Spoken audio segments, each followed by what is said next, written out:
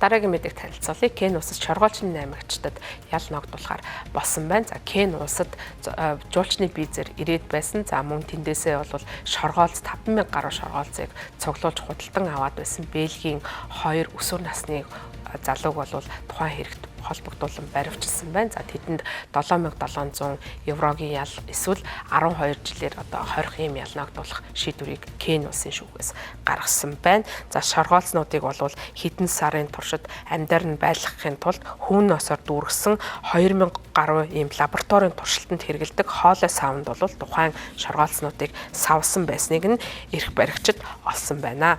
Кенийн эрх баригчдын мэдээснээр шоргоолцнуудыг дараагаар нь Кен улсаас гаргаад Европ, Азийн зах зээл рүү зарж борлуулахыг завдаж байгаа юм байна. За сүүлийн үед төдийлөн танигдаагүй байгаа зэрлэг амьтдуудыг олон нийтийн захим сүлжээгээр зарж борлуулах хэрэг явдал бол ихээхэн нэмэгдэж байгаа. За үүнийг худалдан авах хандлага тренд бол дэлгэрэх ийм байдалтай байгаа юм байна.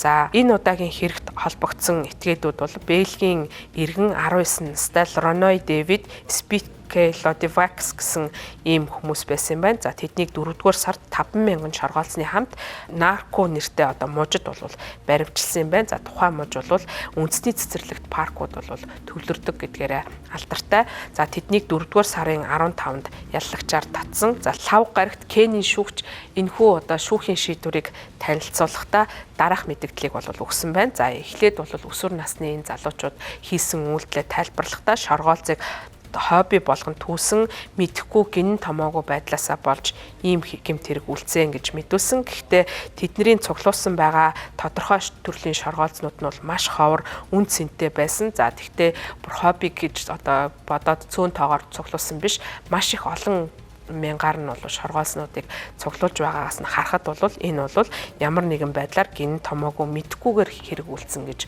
үзэж болохгүй гэж шүүгч үзсэн байна. За мөн Кенийн зэрлэг амьтдыг хамгаалах алба өсвөр насны эдгээр залуучууд зүүн өмнөд Африкийн уйгуул өвөрмөц том улаан өнгийн мисор целоплат нэртэй шоргоолцыг хүртэл цуглуулад байсан юм байна.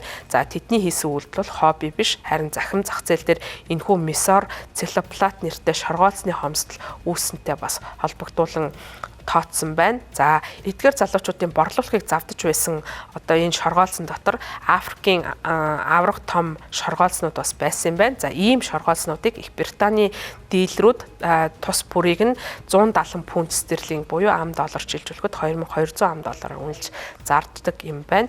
За Бельгийн өсвөр насныхан Кен улсад бол эхлээд жуулчны визээр нэвтэрсэн 5 жилийн өмнө бол анх эхлээд нэг нь бол жуулчнаар ирсэн юм байна. За тэгээд өсвөр насны хүүхэд байхдаа ирээд тухайн үедээ 2500 хатан шоргоолцыг $200 худалдаж авч байсан гэдгээ мэдүүлсэн. За өсвөр насны энэ залуучуудыг өмгөөлөгч энэ одоо ногдуулсан ялтай холбогдуулан шудраг шитгэл байсан гэж үзэж байгаа. Мөн тэдний өмгөөлөгчийн үйлчлүүлэгч нь бол давд залтахгүй гэж мэдэгдсэн байна. За шоргоолцыг хууль бусаар экспортлож гаргаж байгаа явдал нь Кени улсын биологийн олон төрөлт байдлын талаарх тусгаар тогтнолыг зөрчөө зогсохгүй нутгийн ард иргэд судалгааны байгууллагуудыг экологи эдийн засгийн боломж үр дүнгээс нь хүртгэс ийм хүртэхгүй байх нөхцөлд бол хүргэж байна гэж бас Кени улс мэдэгдэж байгаа. За үүнээс гадна бол бас өөр нэгэн хэрэг гарсан юм байна.